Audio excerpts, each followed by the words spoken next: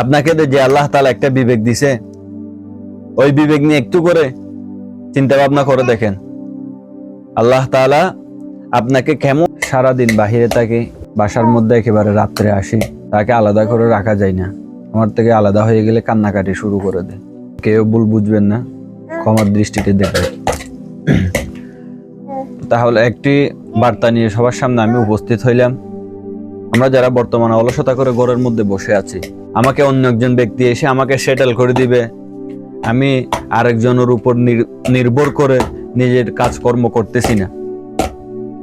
আসলে এরকম করে করে অনেক যুবক বেকারত্বের মধ্যে পড়ে আছে এবং শেষ পর্যন্ত তার ডিপ্রেশনের মধ্যে বিভিন্ন ধরনের ডিপ্রেশনের মধ্যে এবং অনেক ধরনের চিন্তা দুঃখের মধ্যে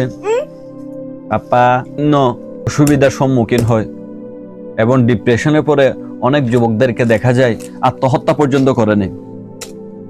একমাত্র কিসের কারণে?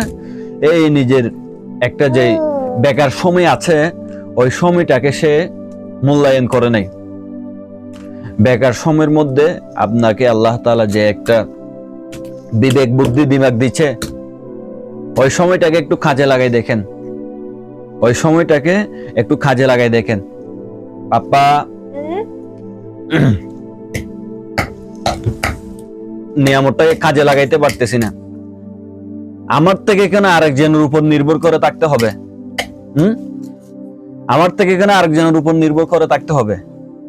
আরেকজন আমাকে এসে মানুষ করে দিবে, আরেকজন আমাকে এসে টাকা পয়সা দিবে, আর ব্যবসা বাণিজ্য ধরাই দিবে, চাকরি বাকরি ধরাই দিবে, আমি তারপর ওইটা করব। এরকম করে আমি বসে আছি। আমি একজন ছেলে, আর যার উপর নির্ভর করতেছি সে হয়তো ছেলে। একটু চিন্তা করেন, আমাদের বাবা মারা আমাদেরকে কিভাবে সংসার করে কষ্ট করে চালাইছে।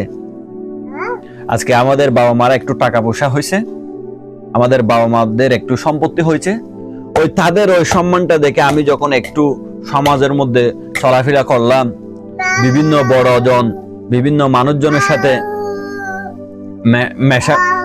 মেলামেশা করলাম, বিভিন্ন মানুষের সাথে মিলামেশা করলাম, বিভিন্ন ধনী ব্যক্তিদের সাথে, ধনী ব্যক্তি ছেলে মেয়েদের সাথে, তাদের সাথে লেখাপড়া করলাম, চলাফেরা করলাম। এখন আমি ওই বাবা মার ছোট পেশাটা আমি করতে চাই না। এখন আমি একটা ছোট কর্ম করতে চাই না। কোনো কর্মই ছোট না। আমাদের বিবেকের মধ্যে একটা ওই জিনিসটা ঢুকে গেছে। আমি জাপানের একটি বই পড়েছিলাম, কাইজেন নামের একটি বই আছে। ওই বইয়ের মধ্যে তারা যত নিম্নমানের কাজ হোক, কিন্তু তারা কখনো এটা ছোট কাজ হিসেবে দেখেন না। তারা যে কোনো কর্মকে যদি বড় হোক বা ছোট হোক, কর্ম হিসেবে দেখেন।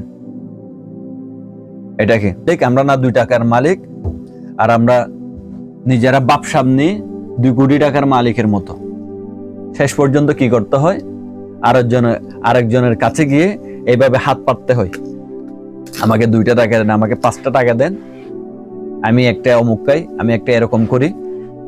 তারপর আমরা রাস্তায় ঘুরে ঘুরে আমাদের এই দুঃখে কষ্টের কাহিনীগুলো মানুষকে গিয়ে বুঝাই।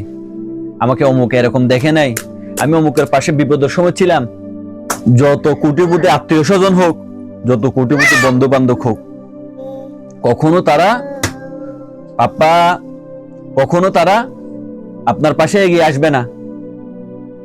কখনো তারা। এই জন্য সবাইকে বলবো, আরেকজনের উপর নির্ভর না হয়ে হোক সেটা ছোট কর্ম, নিজে কিভাবে নিজের রোজগার করতে পারি এবং ফ্যামিলিকে একটু সহায়তা করতে পারি, ওই চিন্তা ভাবনা করেন। হোক সেটা সমাজের মানুষের চোখে যে কোনো ছোট কর্ম হোক,